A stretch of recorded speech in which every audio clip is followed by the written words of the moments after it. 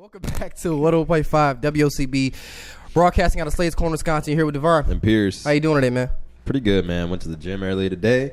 You know, I had to get a quick pump in, so that was cool. Now I'm just chilling, you know. Got some apple. I had some apple. First of all, I love apples. I think that's the best fruit. I think when people think fruit, apple's the first thing that pops in their mind. I think bananas. You think of bananas when... Really? I think a banana over apple any day, bro. I don't like... You don't like apples? Don't like apples. Apple pie? I smash some apple pie.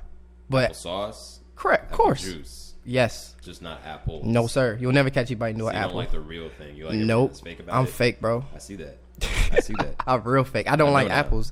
Yeah, man. You know what I'm saying? Clout chase. I don't. Crazy. I don't do apples. Like one, I have sensitive teeth, so when I try and bite into it, it hurts. Well, I mean, they got like softer apples too. Like, there's all types of textures. You know how many apples there are? Apple, like not brands, but like just different types of apples, like thousands. I didn't know it got that deep. Yeah. I thought I was just like, little apples you see growing on trees and the big apples in the store, and that was it. Nah.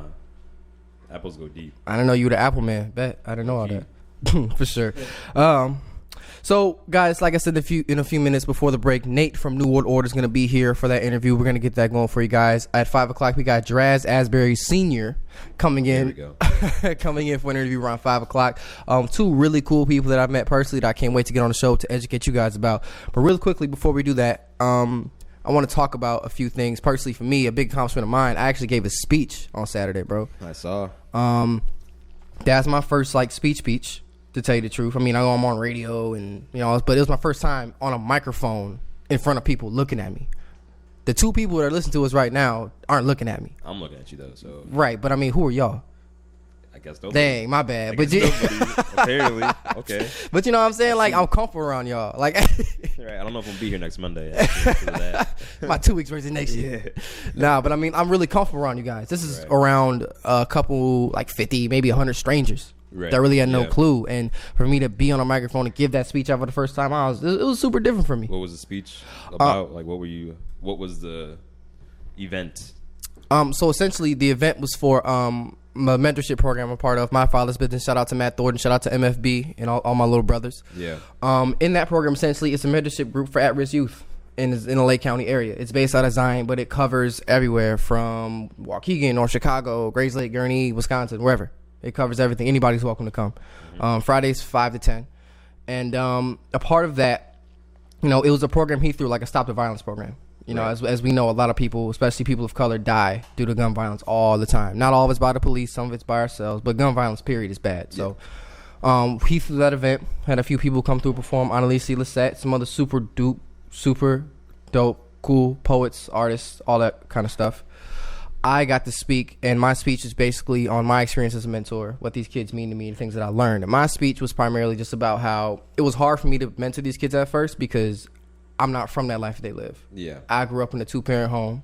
I lived in the same house my entire life, financially stable. I have a car, I have opportunities, I have something to fall back on. A lot of these kids don't. Moving around, no mom, no dad, whichever the case may be. So for me to be blessed with these opportunities and I have all this kind of stuff, when they actually approached me about it, I was really scared. Yeah. Really scared about it. But I took this opportunity to not run away and actually learn from these kids. Make me a better man, understand the world better. Because I feel like as a black man, I need to understand everything. Not just my side of it, but all the sides of being a black man here, especially in America. So yeah. That's awesome. Thank you, bro. You did that. Thank you, bro. I appreciate that. But all right, guys, we're going to go into a quick song. This is going to be Floating. Schoolboy Q featuring 21 Savage. We will be right back. Thank you so much. Guys, welcome back to 101.5 WOCB, broadcasting out of Slade's Corner, Wisconsin. You're here with Devonn and Pierce, and we got a very, very, very special guest, our boy Nate from NWO. How's it going, man? Good, bro. How are you? Could you come close to the mic? Sure. Better? That's way better. Actually, wow. I can just talk loud if you prefer me to talk loud. Nope, we should be able to hear you now. Cool, that works. That works perfectly. How you doing today, bro? I'm doing pretty good. I'm pretty happy today. I had a really good day yesterday. So what'd you do? I went out to Chicago in the morning, went to the Botanical Gardens by myself, and then saw one of my friends. She had a play down in Chicago, and then just linked up with Nam's Homeless, if you guys know who that is. Just went over to his house. He was just mixing some music, showed me some new songs, and just hung out, got some pizza. Dope, man, dope. So for the people who don't know what NWO is, what exactly is that?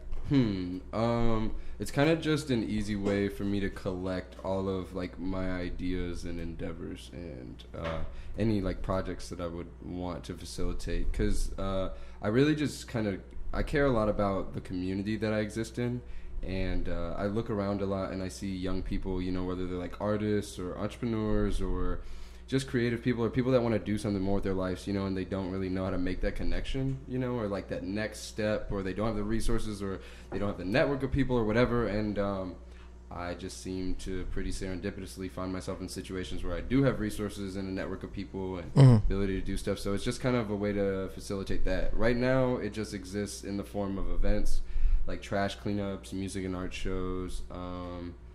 Sometimes we do like online promotion for artists, and yeah, that's it. But we're working towards getting our own venue space right now.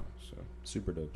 yeah. So it's kind of like an outlet for just local artists or just entrepreneurs or anybody to just kind of get their voice heard a little bit. Yeah, and I know that sounds super vague, but there's a lot of like individual branches that it would have. You know, like for instance, I work with special needs kids, and I've done that for like 3 years. So I want to have special needs programs, but I want to organize them and have them at my venue space. Right. In addition to running an art gallery, you know what I'm saying, doing branding, design, video for artists, you know, putting out interviews, putting out clothes, you know what I mean? All that kind of stuff like that. It's going to kind of, it's going to be its own creative entity, but also, you know, if a brand comes to me and they're like, hey, I want to make clothes, you know, we can help them design it, figure out how to brand it, produce it, that kind of stuff. That's awesome. So when did this start? Well, it's always sort of, I've always been inclined to do these kind of things, but I lived in Florida before I lived here, and where I was living at in Florida was like a super different environment than up here. And like, I got to go to college for creative things. I went for design and creative direction, branding, that sort of stuff, but I got a job at a studio right out of there, but it was just like super limiting. It just was not like, it was just not where I was trying to put my energy in. A lot of my friends around there were not with it either. So when I left and I ended up here, I came across this place called the Public Garden, and this dude, Nam's Homeless, was putting on music and art shows there. And I was like, this is crazy. And because I had been throwing parties forever, but never on the basis of like art and progression. And so when I saw that, it just all clicked in my mind, you know, and I started having ideas over here and over there of like, wow, you know, I could probably do this, or I could probably do this. And so it just kind of came about like that, you know, just me being around Noms, watching the Public Garden progress. And then also that building that I live in kind of facilitated a lot of those ideas, because the dude that owned it, I ran into him one day, and I told him I would design a business card for him and a website for him. And while we were at that meeting, he asked me about my past. I told him I worked at a studio, and he offered to build one in that building. Dang. Yeah, I was just like, oh my goodness, that's crazy. And he was like, you know, if I build this, do you guys think you could run it and it would be successful? And I'm like, of course I'm not going to say no, you know, an opportunity like that. So that kind of got the wheels turning in my head, you know what I mean? And just from there, it was kind of exponential. That's super dope, bro. In terms of just things happening, you can't really predict that kind of stuff. Yeah. At all. You know, how do you deal with stuff like that when life just kind of throws random things at you? I mean, that's my life all the time. I'm always on my feet, you know. I'm blessed to live a life like that. I think that I have such, like, spontaneous and tenacious energy that things like that can't help but manifest in my life, you know. Like, you know, I'm thinking about those kind of things constantly, you know. So when it comes about, I'm not so surprised, because while it's like a blessing and I'm like, wow, what are the odds of this happening? I've been subconsciously manifesting it the whole time, you know. I've been dead focused on it, you know. If I believe like universe put me here to do this, or I've been led to do this by my intuition, you know, I'm just like, okay, just assume responsibility and just go for it, you know. What's been the biggest challenge about running what you do? Absolutely organization. I mean, I don't know if I seem well composed right now, but I'm pretty scatterbrained. You definitely do. Time. Well, thanks. But it must just be the energy in the room. But like, if you saw me outside of here, you saw me at a show, you saw me like going about my life, you'd be like, what the heck? Like, I'm just very scatterbrained. I'm very all over the place, and I just kind of go with moment to moment energy. So when it comes to working with people, it's difficult for me to present things in a way or create opportunities in a way that are organized and easily digested by other people. You know, I might understand, you know, how something's going to work out, but if I don't clearly outline and clearly define tasks to somebody, you know what I mean? I can only hope that they'll pick up on my energy. So, and also, you know, coordinating a large group of people, it's like, I'm going to kind of branch off here for a second, if that's okay. No, do your thing. Just don't cuss. No, absolutely. So, for instance, you know, there's different people that come and present projects to me. Like, my friend Fred wants to do motivational speaking and, you know, open discussions and intelligent lectures. I would love to do that and facilitate something like that. I think when the Black Panthers did that, that was the most powerful and intelligent thing you could do with trying to develop community initiatives, because you're having so many people in one place, and you're getting 4 intelligent people to go articulate, and then you have all these people that are sitting around and they all feel empowered through those conversations, and then when you go out into your community afterwards, and you see John from the grocery store, and you saw him at that Black Panthers meeting, all like, yeah, like run it, you know what I mean? You're subconsciously holding him accountable when you see him at the grocery store to still keep that energy. And so you don't know, that might inspire him to go do something. You guys might band together on your own. So for Fred to come to me, that's my friend that was pitching this idea, to come to me and say he wants to facilitate that, it's great. He's got more energy to put into that than I do. Me trying to get this building done, trying to get the design, promotion, coordinate the artists, make the clothes, all that kind of stuff, I'm going to be able to put 5% into doing something like that. He might be able to put 70. Right. You know what I mean? And then that'll actually make that, that much more effective or even plausible. And there's people that are much more suited to run merchandise than me, much more suited to run a podcast than me, much more suited to run, you know what I'm saying, getting photos and content at shows. So it's like lately I've just been trying to find the people that are naturally inclined to doing those individual tasks and then putting them in positions to succeed. Because it's like, this does have the potential to grow and be an entity that really could do something cool for the locals, but if it all falls on my shoulders, it's just going to get done when I decide, and that's just random. So, how big do you want to make this? I mean, ideally, like, I've just been obsessed. I don't know if it's like some mental break that happened when I was a kid, but like I've just been obsessed with doing whatever I could to try to save the world. Like I've been saying that since I was like 13, and like I don't know, like I don't know if I have a martyr complex or like a messiah complex or what, but like I'm just rolling with it, because it's like whatever I can do to impact the world on a larger scale, you know what I mean? I might as well try. What else am I going to do with my life? I don't care about money. So, it's like I would ideally like to start this in Kenosha. I already have a network in Waukegan and Racine. It's not as strong as Kenosha because I live there, but once there's a strong foundation built in Kenosha, I got the city on my side. I have my own facility. I'm giving people an opportunity to have jobs, branching off into the schools. Once that foundation's built and I can expand into Racine and Waukegan, why wouldn't I go to a completely different state, California, for example, try to do that there? Because it's like now, if I've built such a strong base in Kenosha, all of these artists from the Midwest, Milwaukee and Chicago, that we're going to inevitably reach, will have a network of people in California as well. Say these people want to go out to California for 3 months and record, or they want to go get on a show out there, or say I do the same thing in Texas. In a perfect world, if the chips fell the way my intuition tells me they're going to, I would be able to create a network like that. So I know that's like super audacious and ambitious, but you got to be big though. Yeah, you got to dream big to get big. You got to be big. I'm going to die in like 20 years. I might as well. Let's hope not. Yeah, but, right? One thing I will say about that idea about going to Cali and really spanning out, the thing is with that though, sometimes it's harder to leave your base here and go build up a new base over there. Understood. That takes time. You ever thought about that? Yeah, I have actually. And I put so much time and energy, genuinely, and like real like love into trying to facilitate this in Kenosha. I mean, for the last couple of years, that once it's built, I know that there's somebody that's much better suited to take it on and run it than I am, you know? And of course, I could still oversee long-term vision, creative direction, the heart of it, you know what I mean? But there's people that could run that venue all day long. There's people that could run that art gallery all day long, run these programs, you know what I mean? If I run special needs programs, once I figure out how to do it and how not to do it, it's nothing for me to break that down to somebody that really wants to dedicate their life to that and does plan on staying here long term, and let them do that. You know what I mean? I would feel much more at peace knowing that I laid the groundwork and then went on to try again somewhere else than if I just remained stationary. That's super dope how just like unselfish you are with your ideas, you know? It's how amazing. you're just willing to get, if someone's more suited or better suited to run something, you're like, yeah, by all means, go ahead. You know? Absolutely. I appreciate you saying that a lot. That really means a lot to me.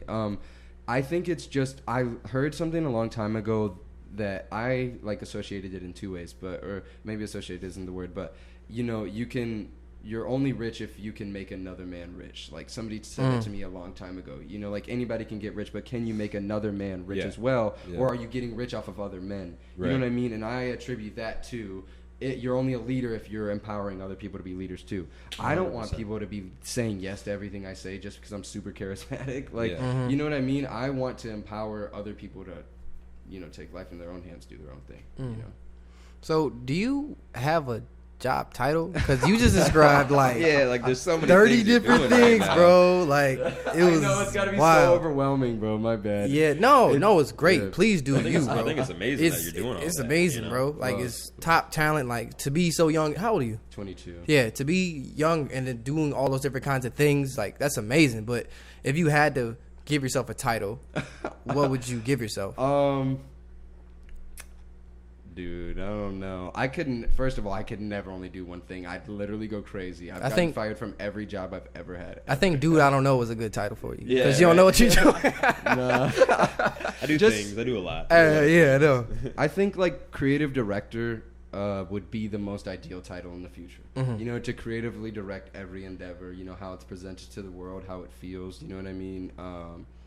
Maybe a connector. I think that's probably what I'm the best at doing, is connecting people, resources, situations. Yeah. That's amazing, bro. Now, has this always been your dream, or because a lot of times in the creative field, our dreams change. You know, we may want to start as one thing, but it ends up as another. And really, I know that's life in general. But in the creative field, everything kind of ties into each other. Like if you want to be a photographer, you end up being a videographer. If you're going to be a rapper, you're going to be a producer. Has your dreams ever meshed together? I'm so grateful you asked that. I've never got to answer this question, but I've always wanted to. I only wanted to do music from the time I was like 11 years old until the time I was 17. Literally all I ever thought about was making music.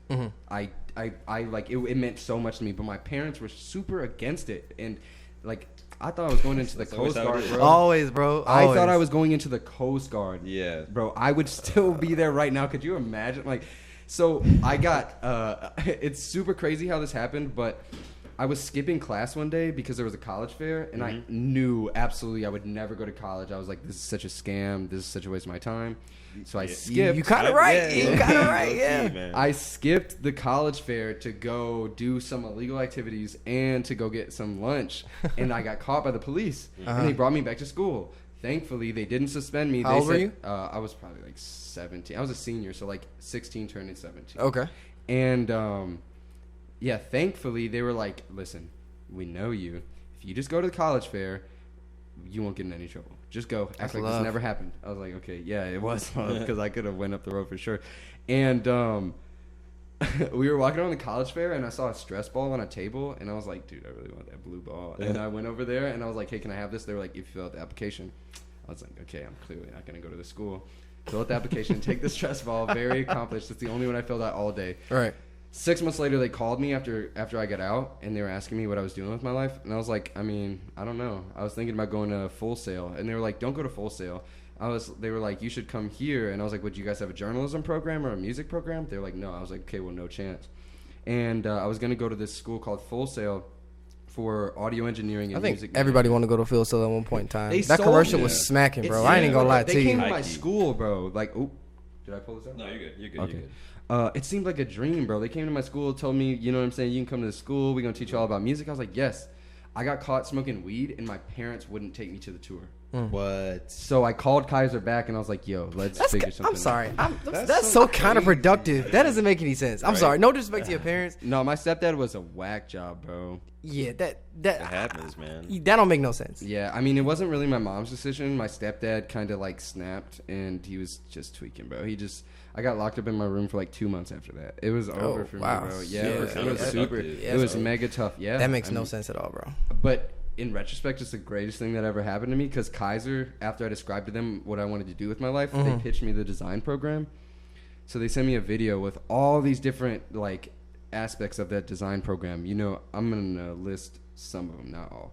They told me they were going to teach me graphic design, you know, website development, website design, photography, videography, branding, creative direction, marketing, how to make books, clothes, all this stuff. I was like, wow. That's amazing. So thinking practically, if I'm going to do music, I need a way to fund this lifestyle. Why not go there, learn how to do all of this for myself, because I'm going to need to produce all my own content eventually, but then also do it for other people for a living. Sounds like the perfect job. So I went. Just went to college. It was a 22-month-long program. Finished it. And well, actually, I dropped out with 2 classes left: anatomy or psychology and English. And I don't know why I said anatomy, but what I realized through going to college is clearly I didn't care about college, and it was a big like scam. I mean, I'm grateful for my professors. You know, it kicked me a lot of game, but like could have learned all that on lynda.com. Yeah. But it just showed me how many things I was capable of doing, you know? And so that turned into, you know what I'm saying, me wanting to do other kinds of work. And yeah, I shifted away from music actually for a decent amount of time and started picking up all those other endeavors. And it wasn't until I moved up here that I even thought I was going to be able to do anything like I'm doing now. Do you plan on getting back to music at some point in time? I mean, that's my dream, bro. It's just like, where do you find the time to do that amongst trying to use your brain to do all these other things? Right. I feel like I would have to dedicate so much of my heart to that. And, you know, I'm about to have a recording studio at my building. So I think, you know, like, I'd be able to sneak in there every once in a while. Yeah. I'll work with those producers. But It's your building. I hope so. Yeah, you can do whatever you want, you know? You know what I'm saying? What kind of music? I'm sorry for cutting you off. No, it's all good. We got to go into a break really quickly. Before we do that, go ahead. a new venue featuring jazz, blues, and folk music has arrived. The Good Men Club in Mundalan, Illinois. The club accommodates 100 patrons. The seating, lighting, and acoustics were created for those who love listening to music in a live setting. Ticket information and performance schedules are available at goodmenclubjazz.com or their phone number at 224-475-1747. Again, that's goodmenclubjazz.com or their phone number at 224-475-1747. The Good Men Club in Mundalan. It's happening. You're listening to ISD on WOCB. We'll be right back. Thank you.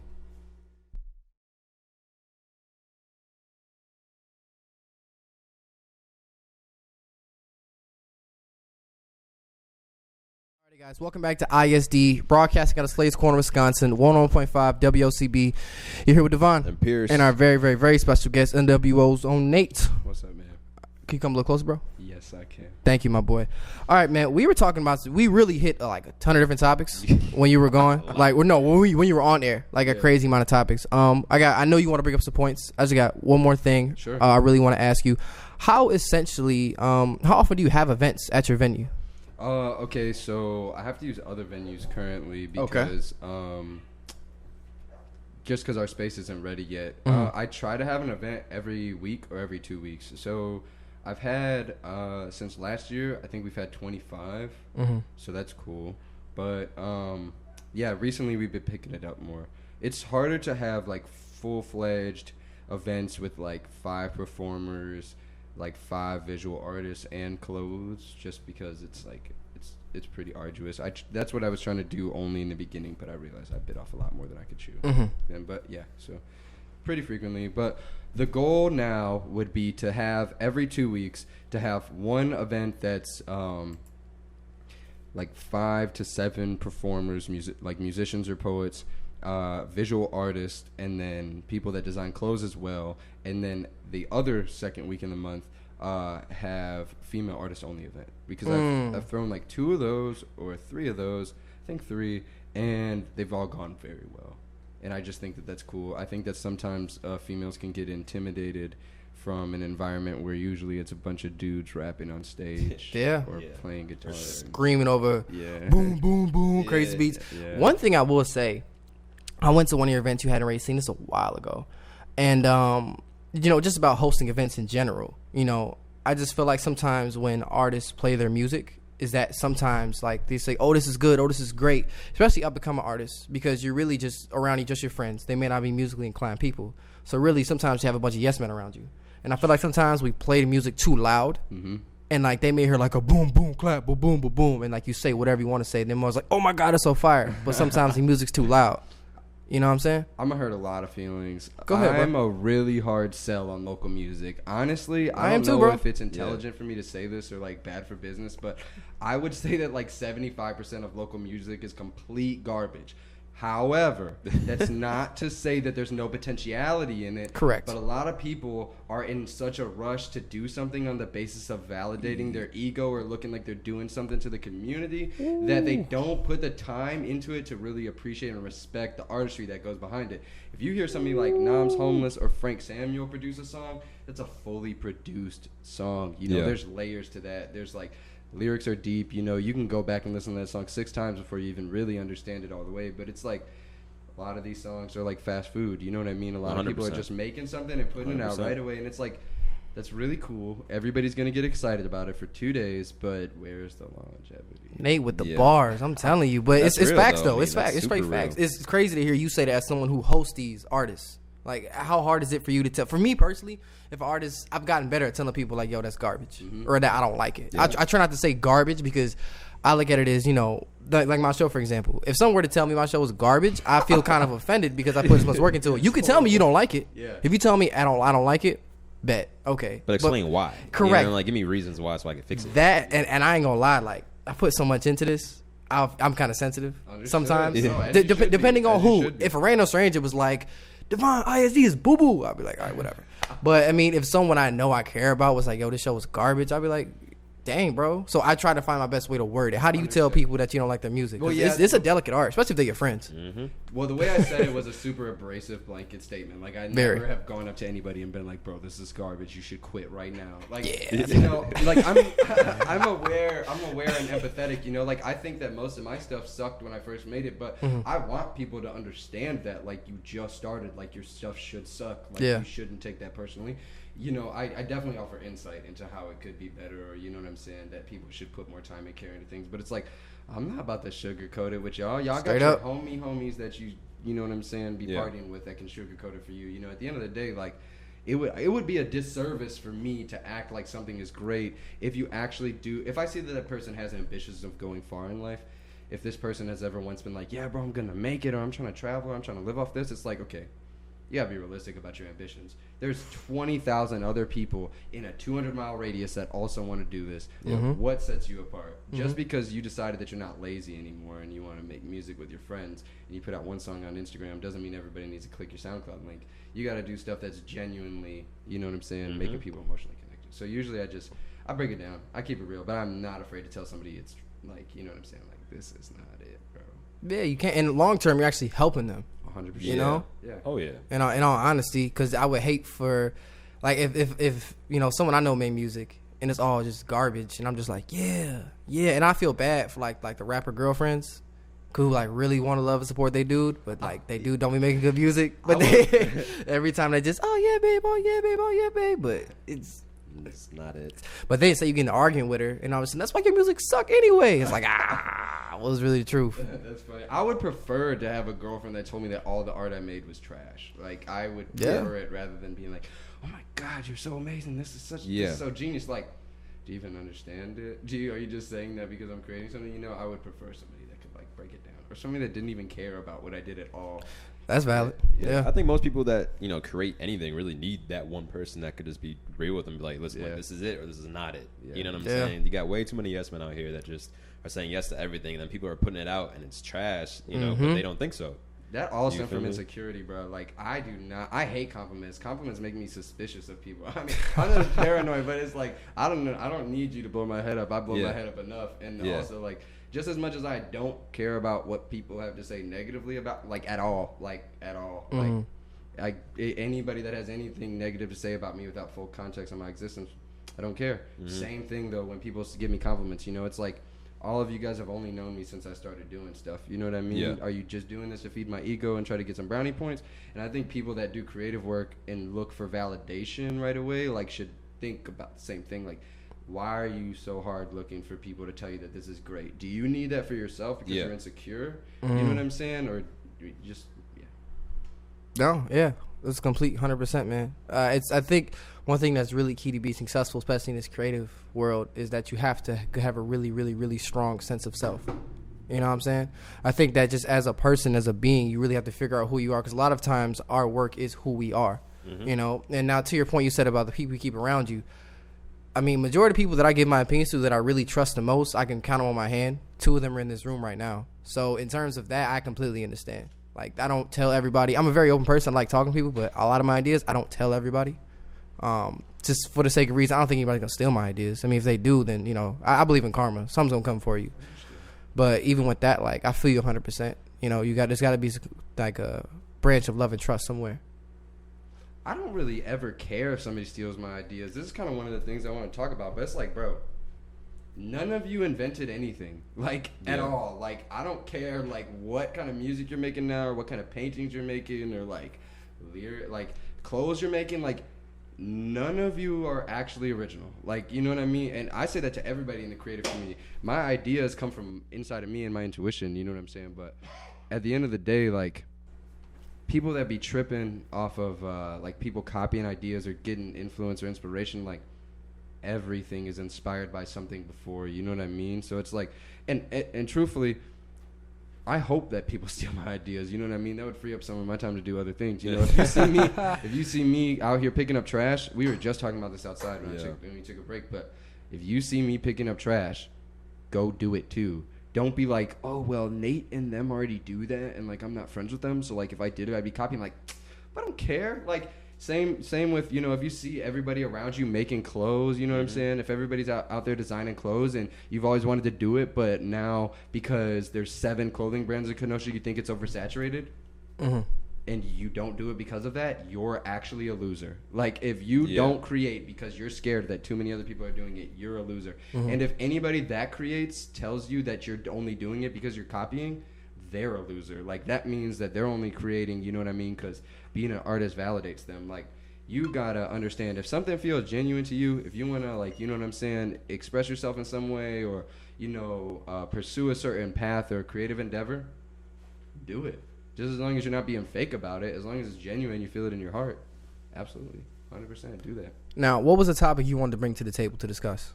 I just kind of want to talk about, I guess, well, there's a couple of things. But I guess I kind of want to talk about maybe the average person and where they're at currently, especially if they live up in Wisconsin.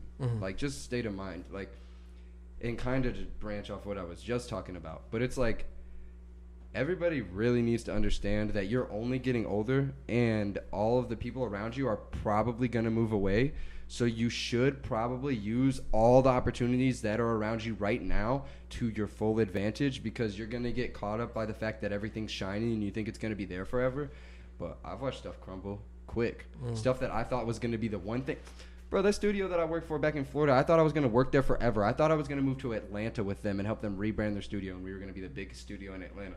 That's just the way my brain works. But, like, they crumbled on themselves because they couldn't pay their bills. You know what I mean? Like, there's real life, too. You know what I mean? Like, and that's what a lot of these people around here that are a part of this right now should understand, is that, like, things are only going to grow as much as you water them. And also, like, these people are going to leave. Like, not everybody's going to want to stay up here forever, bro. And, like, also, you're going to get old. Life's going to get in the way. You're going to have wanted to do something when you were 17. You got the opportunity to do it when you were 20, but you made a different decision, and now you're 24, and you know what I'm saying? Here you are. You don't have the resources that you had back then. You don't have the youthful energy and drive, the same ideas, the woo-woo. If you feel something now, you better take that now, bro, because you're going to get old quicker than you know. And also, like, a lot of people always waiting for that perfect moment, bro. Like, this is what kept me up for a long time. At the crib, honestly, on my mother's life, I have 22 notebooks that I filled up since I moved up here. Of just like, I go through random spurts of just writing, and it's like, whether it's clothing ideas for a short film, paintings, event ideas for magazine, it goes on. It's just so random. I didn't put probably 85 of those plans, ideas into practice because I was waiting to have the right resources, the right people, the right time, the approval from somewhere that's just never actually going to come. You have to do with what you have in this moment. And if you produce a half-developed idea with what you have now, at least you have something to show somebody, and then maybe they'll invest in it further in the future. Right. But it's like, if you can't just waste all your time talking about your ideas or holding them hostage or just thinking about them, because reality is that energy and motivation is going to pass and they're going to leave, and you're probably never going to do them. So you better run that, like, as soon as it comes into your brain.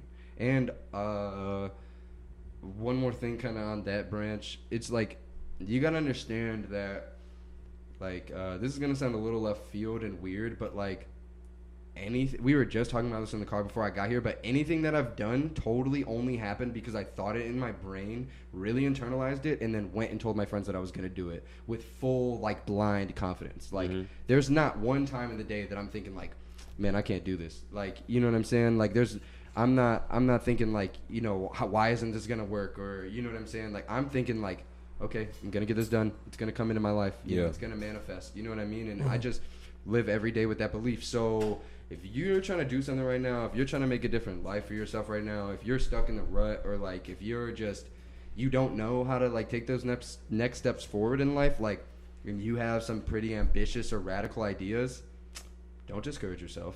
Literally, go to the internet right now. If you've had an idea, somebody else has had that idea. And if you haven't, then you're a goose. But, like, you need to go to the internet right now, look up anything that you can about somebody that's executed on that idea before you, and then start writing that stuff down, internalizing that, and make that 60% of your mental energy. You know what I'm saying? And put the other 40% on not being insecure anymore. Because it's like, once you kind of get yourself in the spot where you're like, yeah, I can do anything. Like, I'm just going to do, like, why wouldn't this happen? Like, the universe wants this to happen for me. Everything clicked together. Sometimes, though, that was amazing. Thank you. Sometimes when you study other people, and depending on what it is, and you emulate them, sometimes you end up copying their ideas, though. Unfortunately, you got to know your own truth. You got to be self-aware. You know, like, I have a strong sense of identity naturally. You know what I mean? My sense of identity has been strong, I don't know, since I was probably like 13, 14. I knew who I was. You know what I mean? And even younger than that, I was pretty bold. But it's like, you got to know who you are. You got to know what's genuine to you. You got to know your truth. Because, people, like, I guess you could compare me to, like, you could say that, you know what I'm saying, I'm doing what Nams did, you know what I'm saying, with the public garden and everything. Yeah, I am. But I'm just doing it in my own way, bringing my own ideas that I learned, and, you know what I'm saying, implementing things that I thought could have made it stronger, better, you know what I mean? And so, yeah, I mean, sometimes people flat out are just copying. But if you're in tune with yourself, you know your own truth, you know what I mean? You shouldn't have to worry about that.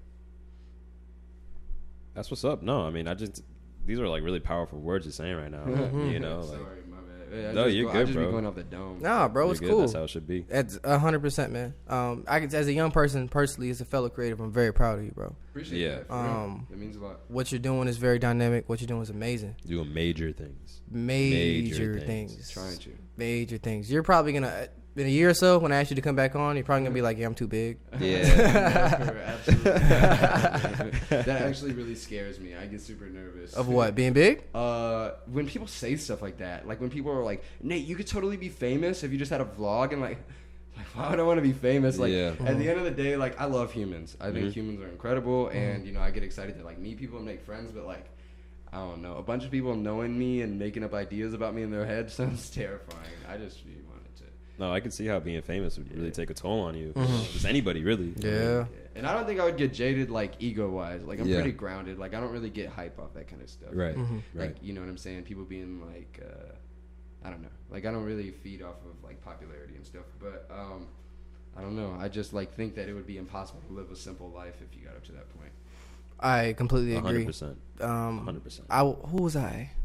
I was watching a Dave Chappelle special, and he brought up a joke in regards to his kids, or his kids had something to do with it. And I was I know what you mean. Yeah. I'm not gonna say the joke. What I'm saying is though, if I was famous, I don't think anybody would ever see my kids. I would do my best to have a normal life as possible. Yeah. Like, cause let me stop. If I had money, cause being famous and being rich are two different things. If I was sort of notoriety, I would do my best to be hidden off as possible. But especially if I had money, like, I'd live in one of those houses where it's like, oh, what's down that winding road, and no one ever knows. You just drive past it for like years. That'd probably be my house. Like, you would never see my kids, anything like that. I would do my best to live a normal life as possible, because, you know, you can only thing you really take with you is your sanity, honestly. Yeah, and I mean, I'm already holding on to that by a thread. So, you know. But no, it's funny that you say that. Like, I always envision myself, like, disappearing. Like, if all this goes well, I always envision myself disappearing when I'm, like, 30 and, like, just going off into the woods with my dog, buying a house and a bunch of, like, paint supplies and shit. So, sorry. And a bunch of paint supplies and, like, just chilling, hiding out in the forest for the next however long. Yeah. Like, you know, disbanding society. 100%. Now, what music are you listening to right now?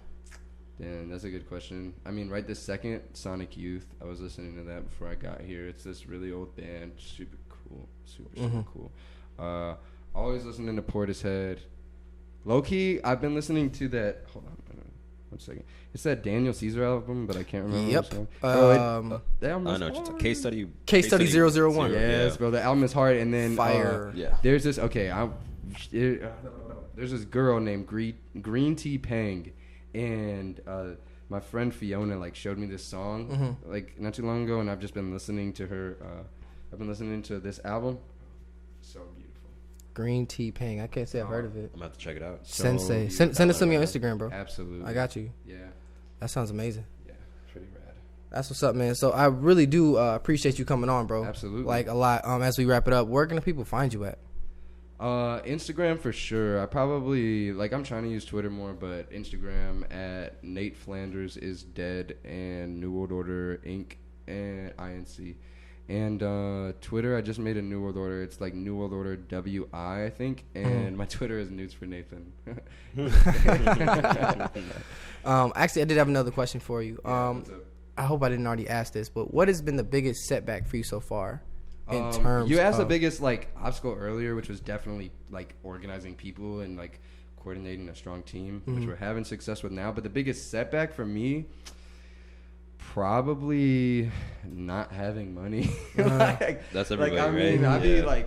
I be having to hustle up all my own money, and New World Order, you know what I'm saying, doesn't have a consistent stream of income just yet besides merchandise. Right. Right. Really, not having the proper resources and money is probably the most difficult thing in this situation right now.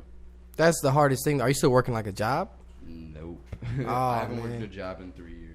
Yeah, you mentioned earlier. You said earlier that you got fired a lot. Yeah, dude, always. I can kind of relate. A hardcore anti-authority complex. I Really? I hate being condescended. I hate I feel like I'm compromising my time and stuff. 100%. Yeah, I've been fired twice, so I get it. I mean, honestly, the first time I kind of deserved. The second time I had it coming though. Yeah. I was bugging. Oh, 100%. I said I had that coming. But I feel like getting fired is a badge of honor though. Oh, absolutely. As I mean, backwards I feel as like it that depends sound. on why you're getting fired. Okay, sorry, my bad. Okay, sorry guys. Yeah. Every time I've ever got fired, it was my fault, and I've definitely been fired at least 9 times. And I quit once. I quit from this place called Ambrosia, but I always got fired. It was just I was just being super no, I'm not doing this anymore. And they would kind of be like, yeah, bro, you might as well just leave. But it was a blessing because getting fired is what led me to working full time with special needs kids. And kind of pushed me out of my comfortability zone to make my own money, whether it was selling crystals, flipping clothes, taking print jobs for people, doing photo shoots, graphic work. Just kind of pushed me into being a 100% entrepreneur. So Dope, bro. Dope. Well, guys, you had Nate from NWO. This is ISD. We're gonna take a quick break. When we get back, we got Draz gonna be on the show. I'm very excited for this interview. Thank you so much, bro. It was good to talk to you. No, mad love, man. Thank you. We'll be right back. Alrighty, guys, welcome back to 101.5 WOCB, broadcasting out of Slades Corner, Wisconsin. You're here on ISD with Devonn and Pierce, and we have a very, very, very, very, very special guest. I'm trying to get this man on the show for a very long time. Draz, how you doing, bro? Man, I'm doing good. I'm feeling good, man. How you? Good, man. You can move that mic closer if you want, so you're not bending down as much. How do you say your last name? Asbury. Asbury. Yep. Gotcha. Yeah, I spelled that way off because I sent him the information earlier, and I think I put Ashbury. And then I called you a junior. Yeah, he sent me off. He sent me way off. I've been getting it all man. my life. It's cool. I've been called worse, so you good. So you do a lot. How would you describe yourself? If you can intro yourself to somebody who's never ever seen or talked to you before. Man, I recently did an event where I spoke to the teens, and what I summed it up as, they introduced me as entrepreneur because I have so many things that I do. But what I pretty much summed it up to is Tommy from Martin, because nobody really knows. Nobody really knows. No, but I am my own Leap Design and Print company, was the graphic design and print company, and I also do entertainment management. I have a Sony Orchard artist named Ashley Armelin. She's an R&B singer, R&B pop. We call it dirty pop. So Dirty pop. Yeah. So that's those are the 2 current projects I'm working on. I've also been a youth mentor. I helped start and co-found a program out here in Lake County called the Yoked Mentorship Program, which is a mentorship program for boys ages 8 to 13. Why Yoked?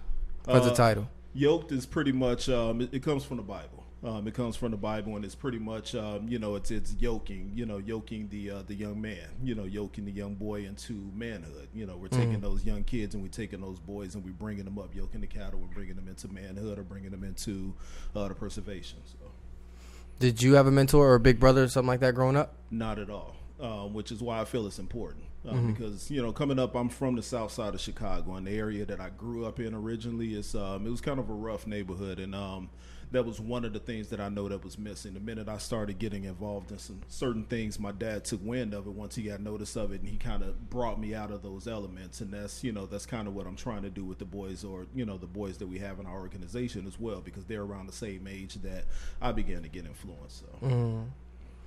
Now, out of all those things that you're doing, which one do you love the most? Music has been my number one.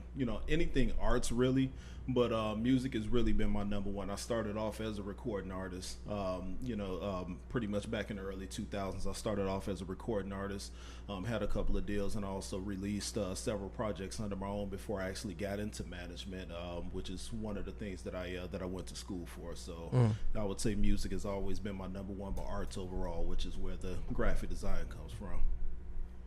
Yeah, no, I just checked out. I was on the Facebook page earlier today, and I checked out your website and with the graphic designing. I thought it was really dope what you were doing with that. Appreciate it. Super, super dope. Yeah, appreciate it. I mean, it's my company right now is for the longest, and I just changed it this year to Leap Design. But for the longest, it's been Draz Creative.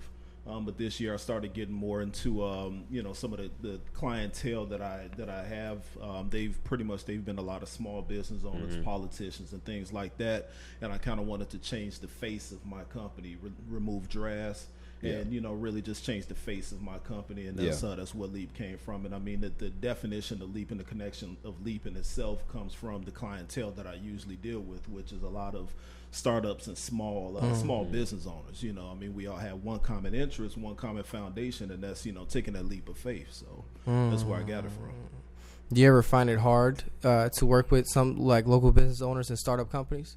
Because I mean to cut you off, but whenever you're building something from the ground up, there's always going to be kinks in it. Yeah. And especially in what you're doing, there's always money involved. Yeah. And a lot of times when you invest money, you're investing time, which is most important in money, time.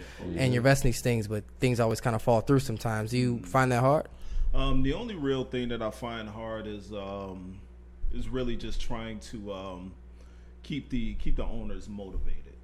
Keep them inspired and keep them motivated to continue to push, because I mean that first step, after they take that first step, or usually the first step is usually the rockiest. Yeah. That's the most challenging when you're going into business and things like that. When you're quitting your job or whatever you're coming from and you're taking that leap of faith, that's usually the scariest part, and that's where a lot of people back down. Usually between December and January, I get a slew of logo requests and different things like that. People are launching new ideas, brands, businesses, and a lot of things like that. And then come, I would say, spring, summer, some of those have fallen off where I haven't seen them anymore, but you got some that do stick it out through the fire and continue to push through. And I mean, really it's that part of it, it's just really keeping everybody going and saying, you can do this. I've done this. I've been doing this for years. You know what I'm saying? You can do it too. Entrepreneurship is never meant to be easy, but it's worth it. What made you want to be an entrepreneur? I was raised by one. My father, he raised me. He was a single father. He was a single dad. He raised me, and that's all I seen coming up. He had a vending machine company in the city of Chicago, where he had a lot of government offices, a lot of small, a lot of businesses throughout the city of Chicago. And then he also had a limousine company, and he was a singer. He was a traveling singer. Oh man, he was an entertainer. He's done Switzerland and summer everywhere. Wow. So it's really like that's all I seen coming up. That's crazy. That's a lot of things that I've seen coming up, and just all of the years just trying to find myself working this job, working that job, man. My resume is extensive, and that's really because I was trying to find my lane and find my path. So I mean, I've done assembly line, I've done flipping burgers, I've done corporate offices to where I was a quality assurance manager, but it's like none of that really, I wasn't passionate about none of it. So it was like, all right, let me try something else. And that's when I, tried entrepreneurship, failed, went back to the corporate world, came back to it, and here I am. That's a lot. Yeah, I'm not even trying gonna to lie to you. absorb all that. I'm like, Yeah, that's a lot. I'm sitting here trying to formulate my next question. right. I'm like, all right, which one do I branch off? Exactly. And like the thing is, I have my notes on my phone, but we're on Facebook Live, so I'm sitting there. But then, I mean, that's not relevant. But like you're telling me all these questions, I'm just like, dang, I don't even know where to start at. I mean, when you make your resume, how do you figure which ones to put on there? Does it all depend on the job you're applying for? Yeah, I used to gear it towards the jobs, whatever position I'm applying for, and then I'd highlight that position, or I'd put the strength in the overview or whatever. I'd highlight that position. I mean, I haven't done a resume in a while because I'm a full-time entrepreneur, but it's like when I did, it was like, all right, if I'm going for something in the corporate realm, let me see what this position is. Customer service. Oh, okay, I've done that. Customer service manager. Bam, let's go. So. Now, in terms of being an artist manager, how hard is that for you? Ooh.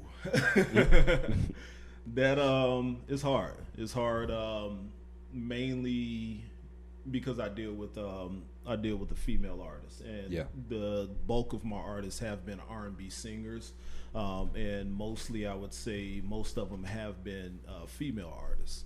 And with that, there comes a lot of emotion. There comes a lot of life. Period. Dealing with female women stuff. And then, trying to keep them and keep their head focused and keep them motivated to go and say, okay, it's going to start off slow, but this is going to happen. We're going to do this and we're going to do that. But then life takes a toll, whether it's a kid or whether it's just, the everyday female thing. And it's like, all right, now I got to play therapist. Draw back and play therapist on top of manager career and on top of my life and these things and that thing. So, I mean, really, that's the biggest thing. Is artist management something that you'd want to eventually spend more time focusing on, or is there something else that you would eventually like to kind of make your main, passion? I've been artist managing for, equally with the arts and the graphics that I do now. I've been artist management. I managed my first artist in 2003. Okay. She's now a current. Time out. How old are you? I mean, how old do I look? I give it 40. Nah. I would say 30, 36. Dead on, yeah. Okay. Hey, there we go. There you go. I thought you go post my like, yeah, I'm actually 73. I was like, hey, oh, wow. Right, I'm 81. Yeah. Right. Yeah. No, so I mean, I managed my first artist quite young. I was with a record label. I had my first record label that I was with, and it was 5 of us on the label, 5 artists, and we were all, we came in the gate, we put out a compilation, we had the city buzz, and we had a lot of buzz behind us. But one thing, the producer and the owner came to us in a meeting, and he said, we're building a lot of momentum and we're building a lot of wind underneath our wings, but we're running into a trouble. Area, and that was he wanted us to realize that when we're walking through a door, we can't all walk side by side. So we have to pick that strongest link, that strongest point. And that's when that's when the female artist that we had, the singer on the label at the time, she did R&B, and that's when we decided, okay, she's going to be the one. She's the pretty face. She's the beautiful voice. She's going to be the one that carries us through. Yeah. And with me just coming out of school, coming out of college, studying music business, then I was like, all right, well, I'll get behind her. And I really didn't bring that to the table at first. I just kind of started when I was looking for shows, trying to book for myself. I would see something that'll fit for an R&B singer or something like that, and I'll just hit her up and I'll be like, yo, what you think about this? Cool. And then it happened again. Then it just came, just moved into that position. Right. So. Was that an easy decision to make at that time? Kind of like choosing like which one is going to be the front runner, or was there kind of like clashes a little bit? Yeah, there was some ego clashes. I mean, you're dealing with a bunch of males, aside from her, but you're dealing with a bunch of males, and of course we were all rapping. It's like everybody is thinking they're the hottest, they're the next big thing, or the next Wayne or whoever was popping at that time.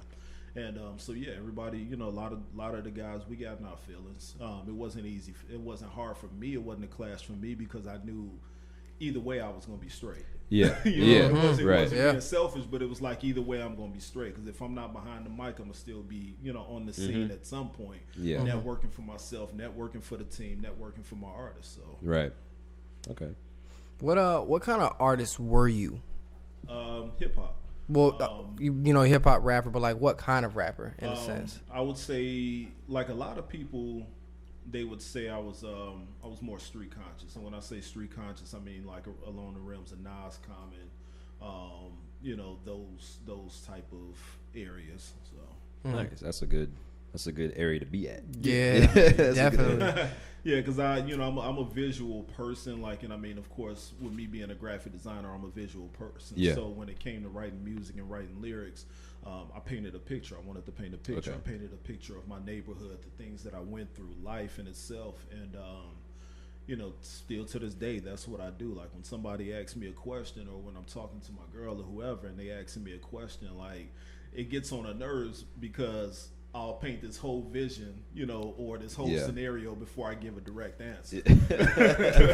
Right. Just yes or no, and I'm like, I mean, I kind of did answer you, you know, but I'm giving you this, you know. So. Right. Now, you mentioned some pretty great artists. Who is your favorite artist? And that's hard to say. But who is, you know, like over? Top five. If you give us some of your favorite artists. No order, please, okay, no I'm order. about to We'll be say, here till man, tomorrow right. if you put I an know, order right? on it, It's man. tough, man. It is. I was My trying order to. constantly changes. I've every been day. trying to make my top 5 albums this year, and it's been terrible, bro. It keeps changing. Like I keep forgetting what came out this and what was fired at and all this other kind of stuff. So you know, I don't honestly, and I'm gonna be real. Like I mean, of course, like with me describing myself as an artist, you can kind of get a feel for the music I like. Yeah. So I can't really say anybody that's current, you know, the new school, but I would definitely say Jay-Z. Definitely say Nas, of course. Definitely say Jeezy. very hard. He just came out with a new album. I can't wait to listen to It it. was nice. Common and So did he. Number five, I would have to say Pac. That's a strong list, right? That's there. a very strong list. Yeah. How do you feel? And I'll be honest with you, I kind of feel this way. Not to discredit Pac as a rapper, but when we talk about, you know, top rappers and this and this, you know, I get it. I feel like sometimes we blur the lines. We gotta figure out the criteria that we get. Are we gonna pick sales? Are we gonna pick rapper technique? Are we gonna pick impact? Whichever. You know, some of those things you can't even measure. You can't measure impact. Exactly, yeah. But at the same time, in terms of Tupac, people consider him one of the best rappers of all time, which I can understand. But my thing is, I feel like, in terms of a rapping skill standpoint, just technical skills, a lot of people have evolved so much from where Pac was at. Yeah. And some of just rapping skills. So when we put him up there, I think we also have to consider in the fact that one, rappers come from different eras. Oh, yeah. When you try to compare now to then. But I think we also need to consider that. Not trying to discredit him, but I do think that the skill level for when Pac was rapping, specifically Pac himself, for now was completely different, you know? Yeah. But with that though, like, I don't look at it that way. I look at it from the sense of his lyricism, his artistry. He was a visionary. A lot of the things that he talked about then, I can still play today. Put it on one of the newer beats, you know, put it behind some new music, and I can still play it today. I mean, his style is a little dated from back then, but the stories that he told, like they're still relevant. I mean, you go back to Brenda's Got a Baby. We still got Brenda's out there right now. That are still fighting those struggles, fighting those addictions and the things that he talked about back then. So it's like a lot of those things you can really just, you know, still paint in life itself today. But he was talking about that in 93, 94. You know, so that's how I still feel. That's why Pac still holds a place on my list. But yeah, going back to what you said, I mean, that's true. I mean, every generation has their star. You know, people compare Jordan to LeBron. You know what I'm saying? But it's like, those are two different eras. You know what I'm saying? Those are two different eras. They're great players. They're great machines. Two different players. You know what I'm saying? But they're they're two different players, and a lot of people don't realize that. Like I would never say LeBron is the next Jordan or anything like that. I would never say that. I mean, he's dope. He's great. He's up there. You know, but he's over here. They're neck and neck in their respective fields, in their respective areas, and in their time. So. Now, go ahead, bro. I was just gonna say, I know you said you wouldn't put any recent rappers in your top 5, but are there any recent rappers that you do listen to, that you do enjoy listening to music wise? Chance the Rapper, and oddly enough, Lil Uzi Vert.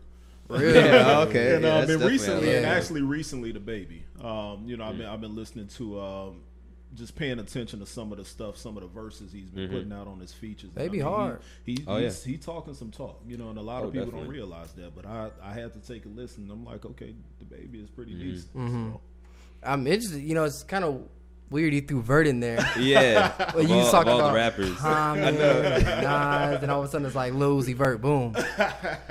I mean, it's like, you know, those that's mood music. You know, Yeah. if I'm out trying to enjoy myself, then of course it's those certain rappers or those certain songs that I will put on, you know, to kind of get myself in the element, get myself in the zone. Or if I'm just riding, you know, wherever through the city, around here or whatever, with the top open and all that, you know, it's certain things that I'm gonna put on to capture those moments. So Yeah. That's very good. You know, I'm learning to enjoy mood music. Yeah. Like yeah. I'm very big on like lyricism, Yeah. storytelling, Yeah. stuff like that. I used to be very strict. I'm getting better now. Cause like I just started listening to Young Thug maybe like a year ago. Honestly, crazy, I'm super late. I know, right? It's just like, come on, bro. Like, I mean, I'm late because I still have it. I mean, if it's not That's a radio, crazy, man. If That's it's not a crazy. radio single, I can name one. I'll be honest, You know. this new album, Uh-huh. fire. it's nice, man. I'm gonna have to check it out. Lil Uzi Vert, correct me if I'm wrong, bro, but like Lil Uzi Vert kind of got some of this style from Thug. I mean, Thug birthed a lot of Rappers of today. You got Lil Baby, Gunna. I mean, a lot of the auto-tune rappers, you know, Trippie kind of Redd, take from Young Thug. Juice WRLD, yes. Yeah, so I can say that, but you know, I can in the same respect, I can say I can't name a Thug album or a Thug, you know, whatever. So His albums haven't always been the best. If it's not a radio single, I can't. this most recent album is by far his best album. It's one of the best albums out this year. It's called So Much Fun. Yeah, The album's yeah. crazy. Okay, I'm gonna check it out. But back to you. So, in terms of you know, dealing with entrepreneurship, and you have so many different things going, how do you make time for a family? I know you're a family man. Mm-hmm. How do you make time for your family? But you're doing so many different things. I try to just set aside some time. My days are real long. My days start at 4 a.m. You're the second person to come on this show and say that. Yeah, and I don't lay down a lot of times until about 11 at night. So you know, my days are real long, and I mean within that, I try to maximize every minute. And if that means that 4 a.m. while everybody's asleep, and you know I'm up writing, I'm doing this, I'm doing that, getting, you know, laying out a plan, laying out a game plan for the day or whatever it is, then I'll put some time in like before. I mean, just before here, I took my kids to the parade, you know, Labor Day parade. Then, you know, he called me and was like, yo, we still on? Cool, I can make it. You know, slid over here to do this, and then right after here, going bowling. You know what I'm saying? So it's like I kind of put everything, you know, I make time. I mean, because you make time for what you want in life. You know, so, and I mean, a lot of times my kids have been right there by my side whenever I had something going on. You know, I got 2 teenagers, and they were in my office over the summer helping me out, pump out T-shirt orders and things like that. I had a book signed and forgot to mention I'm an author, 2-time author. Had it on there too. Okay, But, I had my sprinkle my it book right on launch. top. Yeah, I had my book launch last summer in August. August last summer for my book. There is Gold in Your Gold, and there's several pictures of my baby girl, my youngest, right there at the autograph table, right there with me, you know, mingling with people and things like that, because I want to keep them involved. I want to, you know, show them some examples of the things that I got going on, so when they get older, they can hopefully pick up on that, or at least apply some of that to whatever they decide to in life. So, When you became a father, how did that change you? man, when I became a father, you said this is a nonprofit, okay? When I became a father, my character wasn't the best. I mean, Now- in I, you know, in all respects, you know, I definitely admit that my character wasn't the best. I was definitely in the height of music, rapping, fresh out the city, just pretty much out there, you know, heavy clubs, all of that stuff. When I got wind that I had a daughter on the way, then it just changed everything, man. Like, you know, because it was like I had to change it from living for myself and making moves for myself to really just thinking about the impact of my next move and what it'll do. And, you know, thinking about that life that I got coming right now, and it's like, man, like, okay, if I do this, then is she gonna be straight? If I do this, like a lot of times I was writing music and my daughter was right here in her car seat right here, and I'm still trying to write music, but I'm looking at her, so it's not coming out the same. You know, so it definitely changed my perspective on a lot of things, because it was like, all right, you know, I gotta think differently, move differently. You know, so I can't just be out there, you know, hanging out late and then trying to speed up the highways and things like that, because I got somebody else to live for. So. That's tough, man. Being young now, I can't. I can't speak for that. I don't have any kids. Yeah. You know what I'm saying? But imagine having kids right now. Not even a little the way bit. my life's going. Not even remotely, man. You know, in terms of that, sometimes though artists and people in the creative realm find inspiration from stuff like that, big life events. Did your kids have did that inspire you to do anything different? Yeah, like I said, that goes back to the involvement. You know, I started to change up. Like I said, I changed up the way I moved. I changed up some of the direction and the things, the topics that I covered and things like that. Because as my kids got older, they started looking me up on YouTube. They started listening to my music. Oh, that's awkward. That's awkward. And things like that. And so it's like, okay. So you know, so I really had to change some things. And so I did one song.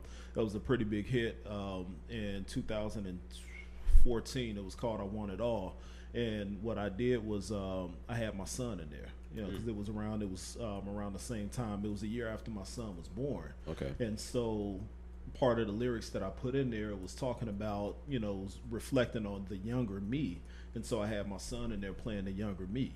Okay. You know, going back to some of the scenes that I would see as my kid. We went back to my old neighborhood, and he was playing the younger me, going back and looking at some of those scenes or whatever, looking out the window like, oh, the Regal Theater. And at that point, it was like, I saw the Regal Theater on 79th in Stony Island, and I wanted to, you know, perform at the Regal Theater. And then we came to present day at that time, and I'm at the Regal Theater performing and winning an award for best performer. Nice. You know, so it was like those type of things. And then I also did a spinoff version of "I Want It All" because that was around the time that that a lot of the kids, there was a lot of things going on with the youth, and so I did a spinoff with my kids and some other kids, and we pretty much what we did was we had all of the kids holding the white signs and saying, you know, don't shoot, I'm a future doctor. Don't shoot, I'm a future whatever they want it to be. And so I tied it all into that as well. So really just trying to keep the kids involved. So that's awesome, man. That's awesome. I love how you went from, you know, more so thinking about yourself and what you were doing and trying to, once you had children, trying to take it into a positive route. Yeah, because the stuff I used to rap about, man, like like I said, I mean, Jeezy, you know, that you know, Jeezy is my homie. Like, Jeezy is one of my favorite, and you know, Ross and all of them. So, yeah, like me coming from the streets, I used to rap about a lot of street stuff. But then when my kids started listening to my music, when they got older and they started listening to my music and they got wind of YouTube and iTunes and all of this, I'm like, like, I don't, tone up a little bit. Right, you know, because I can't tell you don't, you know, when you get older, don't mess with this knucklehead, but you listening to daddy music and daddy is out here saying XYZ. Right, you know, yeah. so. Right. 100%. Guys, you're listening to ISD on WOCB 101.5. I'm going to take a quick break, but before that, WOCB 101.5 FM in Slades Corner, Wisconsin is a community radio station staffed by volunteers with a passion for music, sports, talk, and information for local listeners. Support for WOCB is provided by local listeners, businesses, and our volunteers who donate their time and financial support to make it all happen. If you want to support our station and its mission, please go to our website, www.lakesradio.org. That's the first time I've said www in a really long time. Usually you just like get a website instead of saying www, but I got to read the script so I don't get fired. So, okay, cool. www.lakesradio.org and click on donate to WOCB. Lakes Radio Community Broadcasting is a 501c3 organization, and your contributions may be tax deductible. I repeat, your contributions can be tax deductible. For more information or to discuss sponsorship opportunities, our phone number is 855 WLCB 101. Again, 855 WLCB 101, or for people like me with ADD, 855-952-2101 extension 800. You can also email us at studio@lakesradio.org. That was a lot, man, good. You're not kidding, bro. I think I just burned a few calories. All right, guys. I would have still been on the first line. All right, guys. We'll be right back. Thank you. Welcome back to ISD here on 101.5 WLCB, broadcasting out of Slades Corner, Wisconsin. Here with Devonn and Pierce, and our very, very, very special guest, our main man, Draz. Yep. All right, quick thing I want to go into real quick. You know, when I think of entrepreneurs, when I think of people who create things, do things themselves, I think of Nip right away.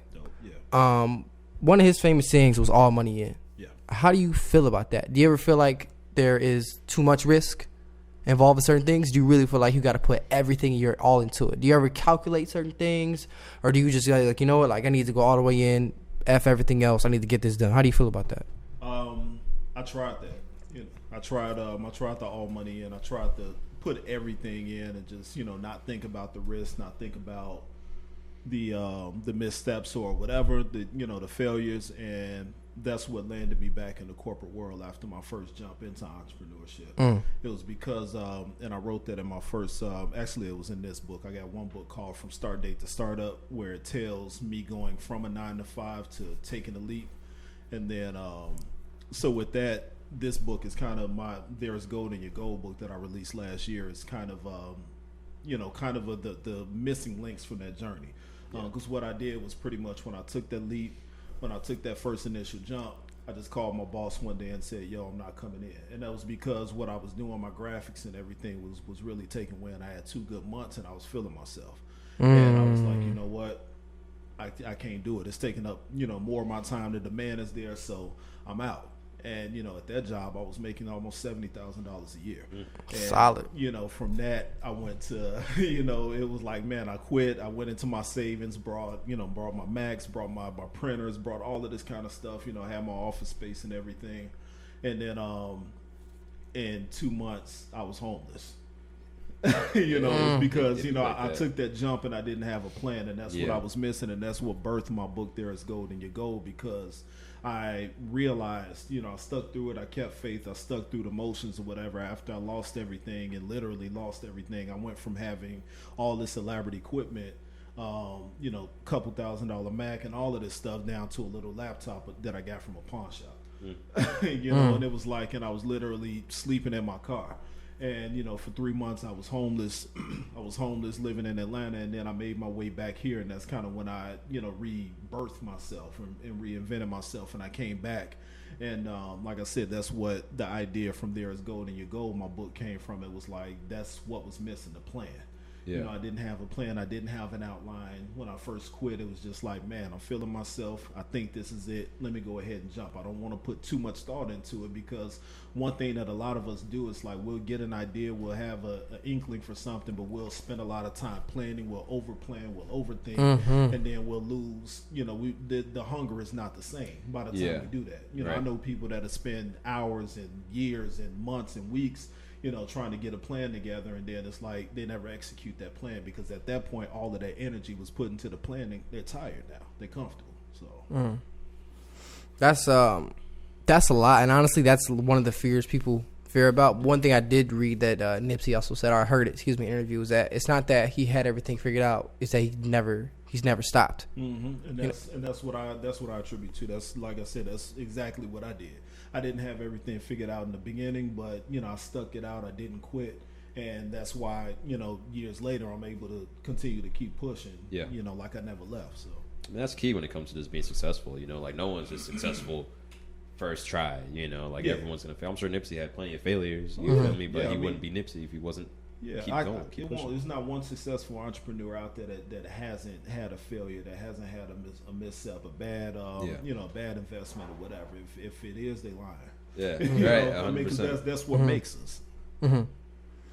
Now, in terms of the Yoke mentorship, how would you describe yourself as a mentor? Everyone has different approaches, especially as one myself. So, what's your approach? My approach is giving these boys and showing the example of something that I didn't have or something that I wanted. I didn't have a big homie. I didn't have a big brother. I got all sisters. I didn't have I had a big homie in the neighborhood, but that was a different capacity. And it was like, I didn't have someone that I can really just look up to and be proud of and say, that's who I want to be like. My father was there, but at the same time, he was there, but he wasn't there. And I say this all the time because he was so busy.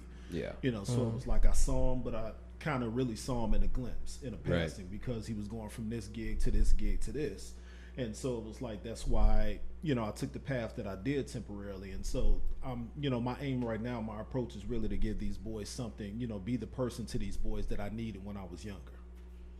Do you ever fear, with yourself being an entrepreneur, do you ever fear that you're going to end up like your dad, where you may not see your kids as often? Yeah. I mean, that happens now. None of my kids live with me.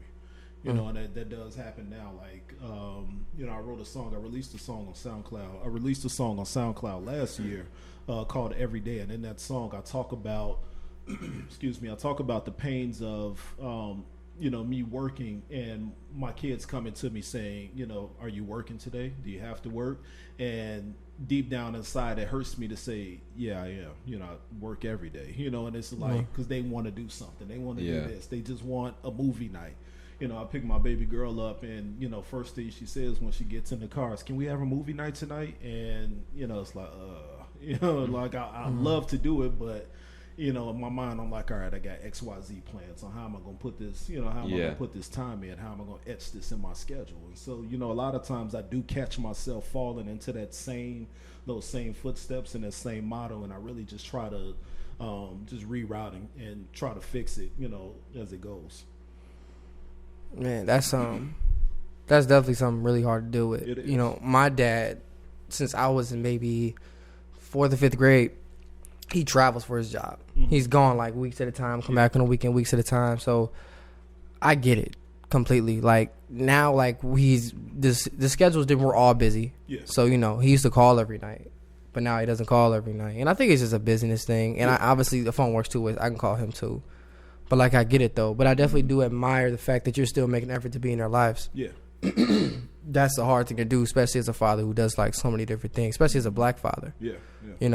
Now, speaking specifically to black people, do you do anything specific for the black community in any of your projects that you have going on?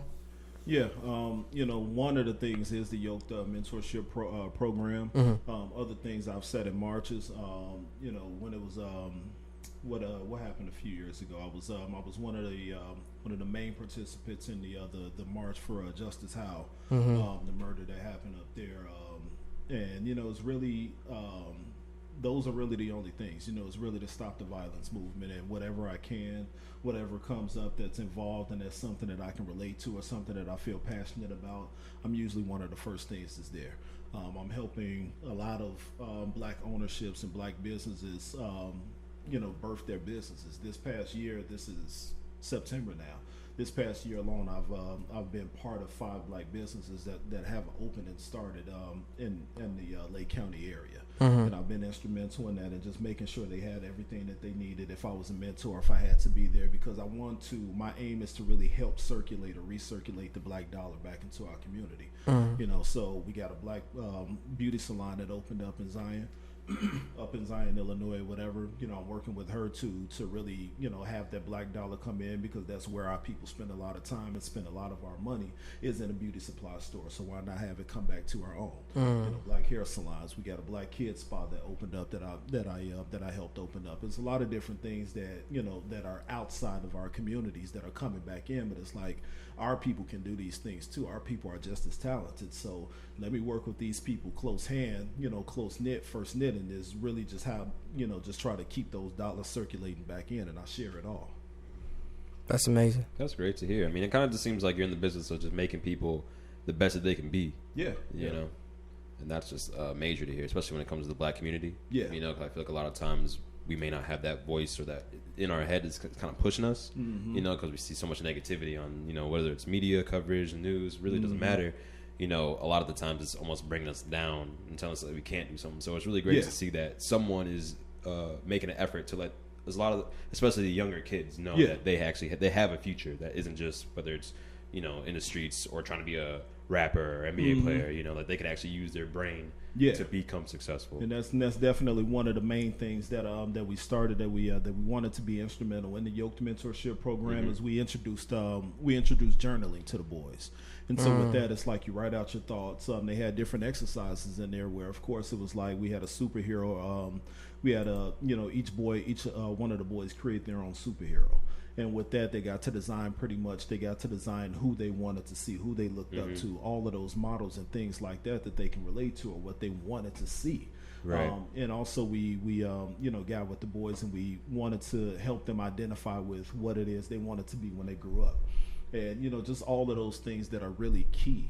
Yeah. And like I said, that's one of the things that I really wanted to take pride into and be a part of, because that was the age that I felt like I was being inspired and being influenced by the neighborhood. So it's like, let me stop that, before they get into high school and before they get the influences of their community and things like that, get taken under the gun or whatever the neighborhood influences are. So that's my part, that's my part of my contribution to that. And then, like I said, on a larger scale, on an adult scale, it's me really just trying to be instrumental in the finance spectrum and help recirculate that black dollar by being there for all of these black businesses that I've been able to help and help open up, help mentor to, help, whatever capacity I can so that they can open up and they can be successful. Right. What do you think the biggest issue for the black community is? Like, what do you think is holding us back personally? Support. We don't, like, we want to see our people doing good, but not really better, better than ourselves. All of us have dreams. Facts. We're all from the same community, and we all have dreams. We got all these kind of inspirations, and we aspire to do this and do that. But a lot of us, we're lazy or we don't know where to start. But then if somebody else comes out with that idea, now we're hating on them and we won't support them. Yeah. And word of mouth is one of the biggest forms of promotion. So it's like if you're, if your homie saying, I'm not going over there for whatever reason, then that word is going to travel. Yep. And so it's like we got to give our people a chance. Like we don't have the same chances or the same opportunities that some of the other cultures have. Because when we go to school, one of the things I speak on is when we go to school, they train us and they tell us to, we have to walk like, dress like, and talk like, certain things of other cultures in order to come off as a professional image. When you look at those other cultures, they're themselves. They go out and they're themselves, and they, you don't get an Asian or, something like that coming in and saying, I'm going to be white or be professional in this spectrum or anything like that. Mm-hmm. They're not trying to be anybody else, but when we go to school and when we come up into the professional world, we have to conform. Right. We have to go outside of ourselves, and so that's where the biggest issue is. Really, is the support and hating on the next person that's aiming to be successful. Based on an idea that we had that we really didn't execute. And why do you think that is? Do you think it's just more so like jealousy that person wasn't able to do it first, or? Yeah, I think that's what it is. I mean, because a lot of us, we have fear because if we didn't come from success, if success wasn't in our home, we didn't have that model, we didn't go to those schools, then we're fearful. We don't know where to start, and so we're gonna sit and pretty much just ride the next wave, whatever the current wave is. Right. If the wave isn't success, if the wave isn't open your own business, get an LLC. If the wave isn't don't buy those Jordans for $200, go down to the state's attorney and get an LLC. Invest that $210 LLC or whatever. Then we're not gonna do it. So we gotta get better at that, man. I think a big thing for us is just like you said, our priorities. Yeah. Spending money on certain things. And one issue I have is our leaders. And, some of our leaders, or at least where we're looking for leadership, a lot of our leaders, at least in the black community, like if you ask some of our kids, like they'll say, oh, LeBron, Steph, Mike, J. Cole, Drake, who out the band, but athletes and entertainers. Correct. Or drug dealers sometimes. Which is really that's real though. That's the part that really not crazy to me. That's real, yeah. Like, so, me personally, I've come, with me being a mentor, I've never come from a lot of situations these kids have come from. You have. Yeah. Would you have any advice for me on how I could do better, reach out and speak with these kids more personally? You have just when anything, just like let's say you wanted to get into sales, Mm-hmm. and getting into sales, you got a certain project. If you go into a cell phone company or something like that, what are you going to do in order to be a good salesman with that product? You're going to study it, right? You're going to get familiar with it. So if you're speaking to a young child that's coming from XYZ circumstances, you have to get familiar with that in order to be able to relate to them or in order to be able to guide them. Otherwise, it's not going to be authentic. So they're not going to understand that. They're not going to, pretty much be sold on your approach or sold on your help, whatever you're offering to that person. If you're saying, I can be there for you, or whatever your terminology is, it's not going to be believable because you don't understand where they came from. Even though you didn't go through it, you haven't studied it. You haven't gotten familiar with it. You haven't visited those neighborhoods maybe, that they're living in or that they're coming from, so you're not real familiar with their circumstances. You're just familiar with what they tell you or how they come to you, but you haven't witnessed it for yourself. So that's the first step, really, is to get familiar with those circumstances. I appreciate that. That was the hardest thing. I spoke on this weekend, and like right when we on the top of the show we started, just like how I've learned a lot from these kids. Come from a completely different life, and it's crazy how we're there to teach these kids something, but a lot of times they'll teach you stuff too that you never knew about yourself, or just about completely other things. Oh yeah, all the time. What's the biggest lesson mentoring taught you so far? Patience. That's really the biggest lesson that it's taught me, because I've and that part of that is me being a risk taker and me being an entrepreneur and me having to separate those hats. Because I like, being an entrepreneur, you have to move when the opportunity comes. And so patience is out the window with that. You can't be patient. You have to go. You have to knock this door down, knock that window down. But when it came to being there and speaking with these kids and dealing with these kids, you have to have patience, because they're still learning life. They're still, trying to figure out who they are and what situations, why they're in those situations and different things like that. So you really have to slow it down and just hold their hand and be one with them. And that's the biggest thing that it's taught me. That's something that my own kids hadn't taught me. For real, is the whole approach of being patient, being patient with the situation, being patient with, different learning abilities and different levels of learning and things like that. Like you just gotta slow it down sometime and just hear. I mean, you'll learn a lot when you slow down and you be patient with life. Now, switching gears, how do all of your careers bridge into each other? Besides you being the focal point. Right. You look like Humos. That's exactly what I was about to go. I was about to say me. But really, they all make up who I am. I mean, that's going back to me, but it's real. Like they don't. I mean, graphic design. I mean, you can definitely tie graphic design and marketing, because I do more print marketing and print advertising. So you can definitely tie that into the entertainment field, because I mean, what artist doesn't? You need marketing. Yeah. You need flyers. You know what I'm saying? You need flyers. You need business cards. You need CD. You know what I'm saying? You need all of these things. You need a graphic designer. So a lot of the things that my artist, all of her stuff, I handle all of her marketing. I handle her website. I handle her flyers, her album covers, and different things like that. So I mean, those two definitely tie into each other. The mentorship, that's just a balance. Like I said, I learned different things from that, but it's just a balance. It's like my escape from the chaotic entertainment world and the chaotic, print and design world. Right. Because it's very demanding. It demands a lot of my time and it demands a lot of my energy. But then when I get with those kids and when I get with the mentorship part of it, it kind of brings out that child in me and reverses life. You know what I'm saying? Yeah. I get back, I just get to bring it down a little bit, escape from all of that chaos and just be a kid again with those kids. Right. That's my fault. Yeah, definitely want to try and do that. That's not part of this interview. You've been doing that to me all day, bro. Footsies is not. He says he doesn't want to do it. It's like, Footsies sure? is not a part of the interview, man. I'm telling you. I'm to say you didn't send me that part. Yeah.